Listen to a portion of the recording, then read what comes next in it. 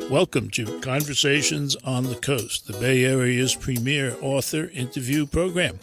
And today we're joined by an author that we can describe in several ways. One, he is called the master of the historical spy novel. And we can also welcome him as the author of 13 such novels, the latest of which is called Midnight in Europe. You probably have figured out that joining us today is Alan Furst. Midnight in Europe is his latest novel, published by our friends at Random House. Welcome aboard. Thank you so much. And what is this in the span of years, this 13 novel count? How many years are we talking about? It's 1933, the ascent of Hitler, up to about 1942. The Battle of Stalingrad. I tend to stay in those 9 years. But they were an incredible period of time when, you really had a serious divide between good and evil in the political life of Europe. Yeah. And there were a lot of people at that time who would have described themselves as anti-fascist, who felt that their country was going to be dominated, overrun, and ruled by Germany. And they sure, a lot of them in Great Britain thought that. One of the things that was sent along with a copy of the book is something called The World of Alan Furst, a map, in which you do a wonderful job in a note that you send along with us, describing how this Europe at that time, 1938 to 1942, has particular resonance with respect to your titles. It's a wonderful map. I liked it a lot. I have a terrific pair of map makers, I will say. They've been with me forever, and I like hand-drawn maps and not computer-generated maps. Thank you. The 40s novel, it ought to look like a 40s novel. That's a very simple but sound idea. There's a further note at the bottom of the little essay on the map that, and this is wonderful. You write, many of these cities, towns, and villages identified on the map or displayed on the map were destroyed during the war, World War II. But if you go there, sometimes in some isolated street or square, some lost cafe by the railroad yard, you can sense the ghost of what happened. Have you done that? I sure have. I lived in Paris, for about 8 or 9 years cumulatively, about 7 years at one time as an expatriate.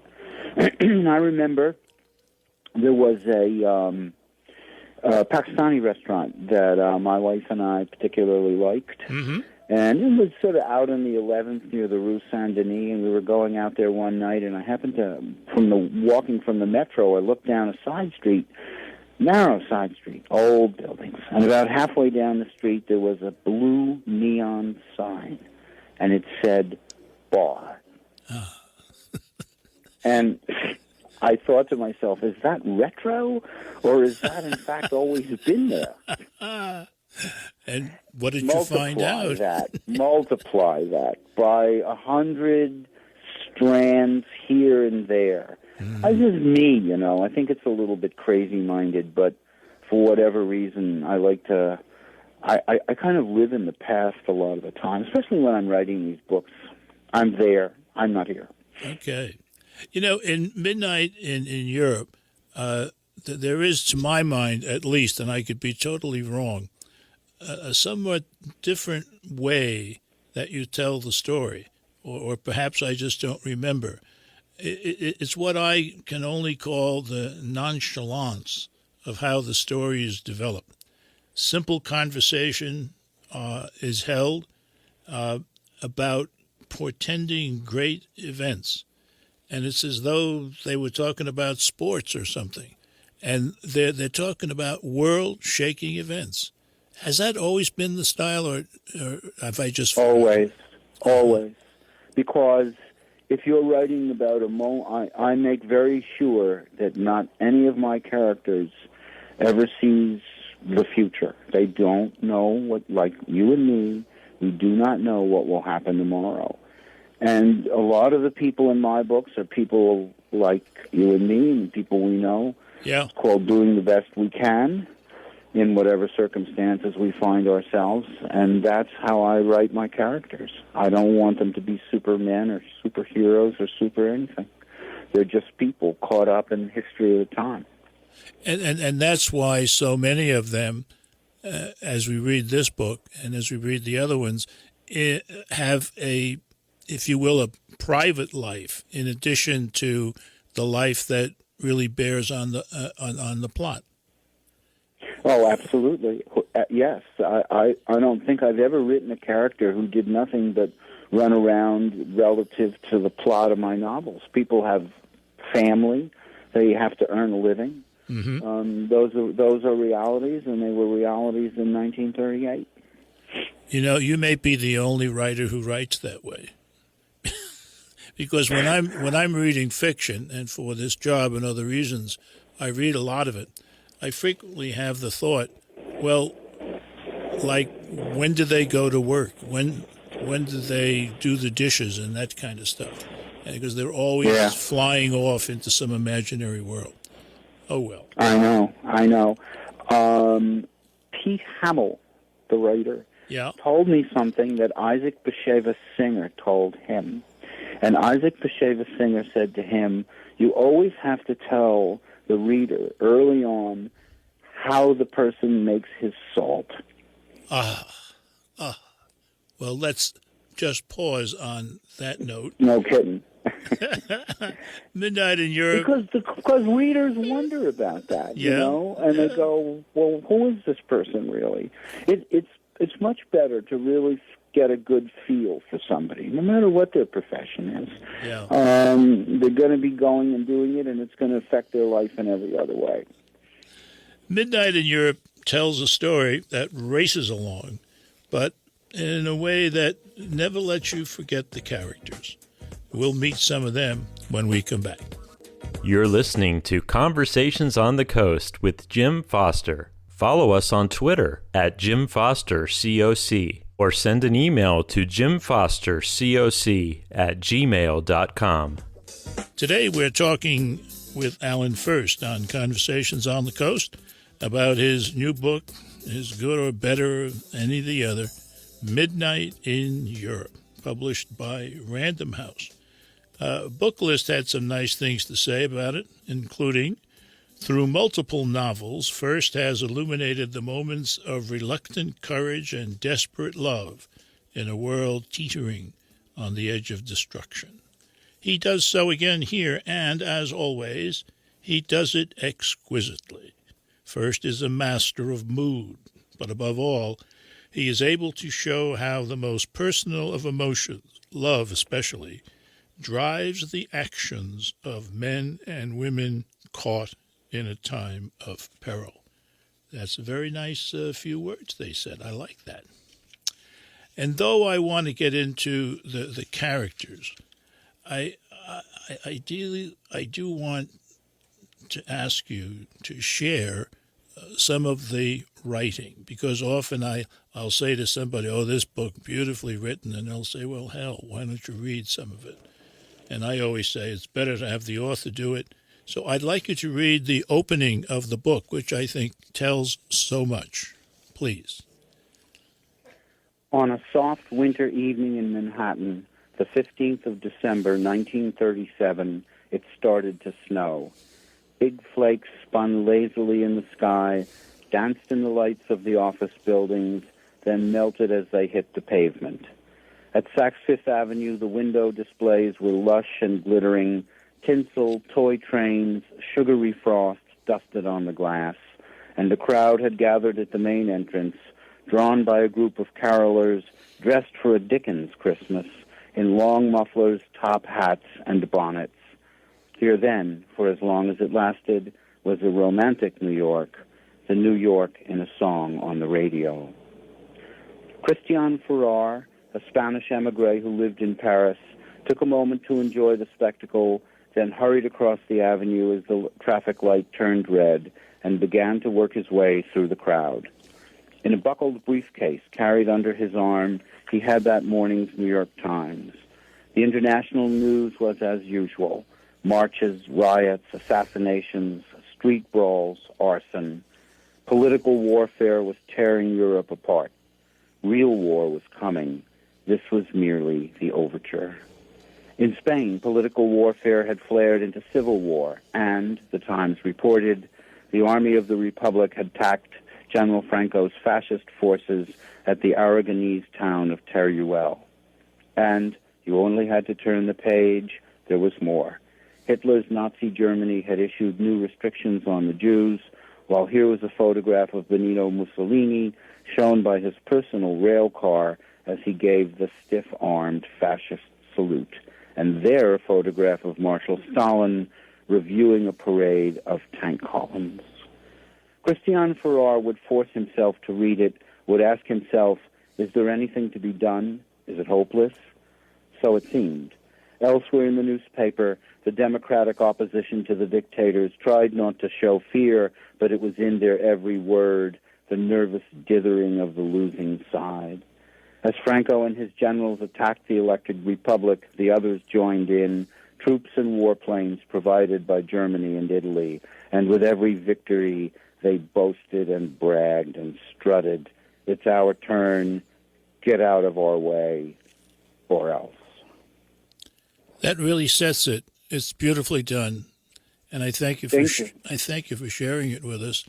You know, tell us some more, if you can, about Spanish emigre Christian Farrar. His question: is there anything to be done? He is a very, very bright hero of the book. He's a particularly bright character. He was taken by his family as fugitives to Paris from Barcelona when he was 12. He then went through the French school system, excelled, went to the Sorbonne, went to the law faculty at the Sorbonne, and as the book opens, he is a partner in the real Couder law firm, a great international law firm in both Paris and Wall Street. He is single after a bad marriage. He has a family living in a house in Louvciennes, a kind of suburb of Paris. Yeah. He does, ride horseback in the Bois de Boulogne. He's a kind of a professional aristocrat, I would say. Yes, that's a very good description of him. And yet, with all that success and all that potential for further success and income, he is pondering the question, is there anything to be done about what's going on with the fascists? He cares. He's seen the way the world is going. He's followed it in the newspapers. And like everyone else, he wants to know how bad is this going to be? He is joined at the center of this book in what happens by a very fascinating character, Max de Leon, who seems always to have an answer for every crisis. Where did Max come from? Max was born of a Jewish mother in a small ghetto in Poland. His mother died at 7, and he was taken to live with his father, who was a Polish aristocrat, where he was tolerated but not welcomed. Mm-hmm. He got to be the age of 14 and left and never went back. And from the time he was 14 years old, made it by himself in Europe. Eventually, he became an arms dealer. He didn't really like that, stopped that, but has come back to that at the behest of the Spanish Republic, which is starving of arms and replacement parts and ammunition and everything else. Okay, that's my other most important guy. There are additional characters that we'll talk about as we continue to discuss Midnight in Europe. You're listening to Conversations on the Coast with Jim Foster. Follow us on Twitter at Jim Foster COC or send an email to jimfostercoc@gmail.com. Midnight in Europe. That's the name of today's book. The author, Alan Furst, is with us. The publisher is Random House. And a pretty fair country writer of this kind of novel had some nice things to say about Midnight in Europe.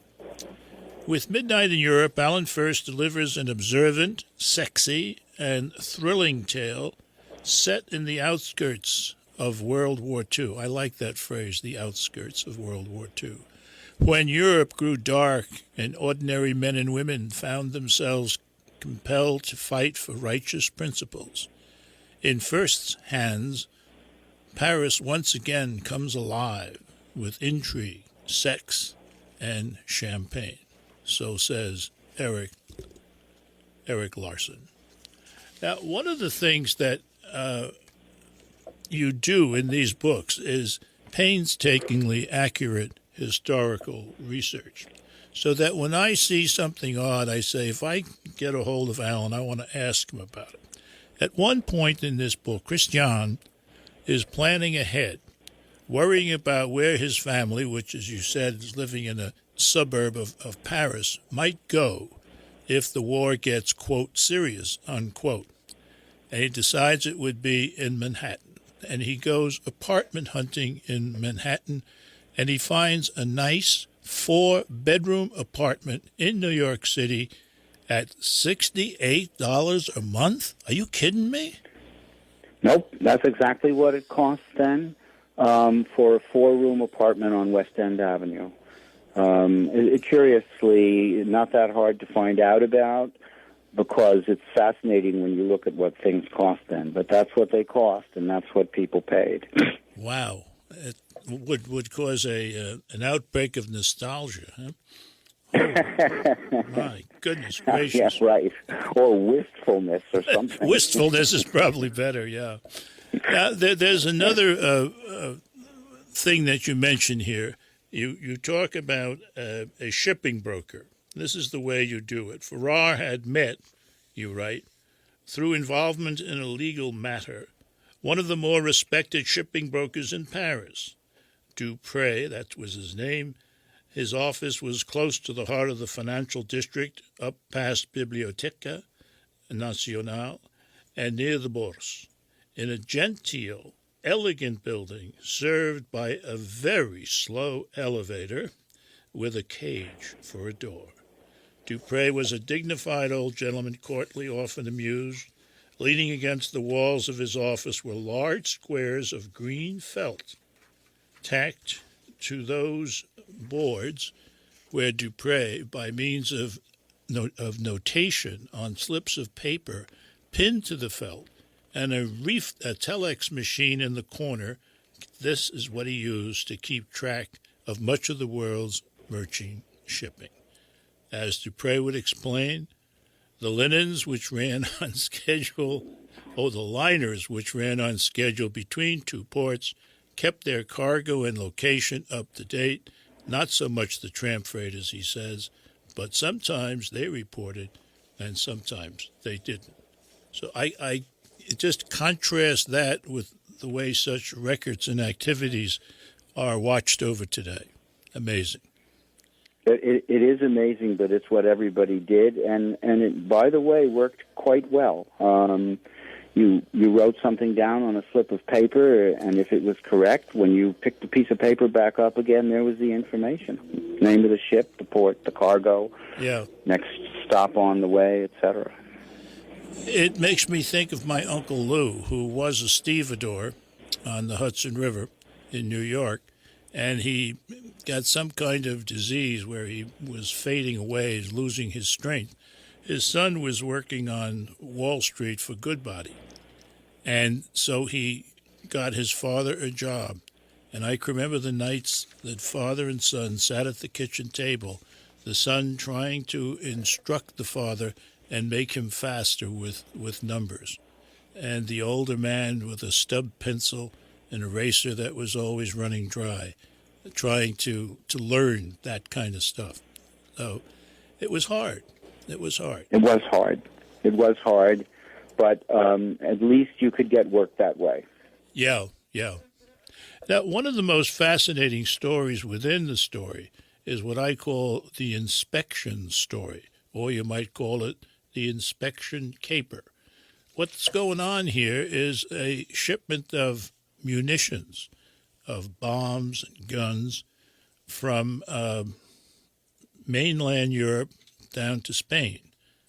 And at one point, they lose track of it, and they pull a ruse on a place in Odessa.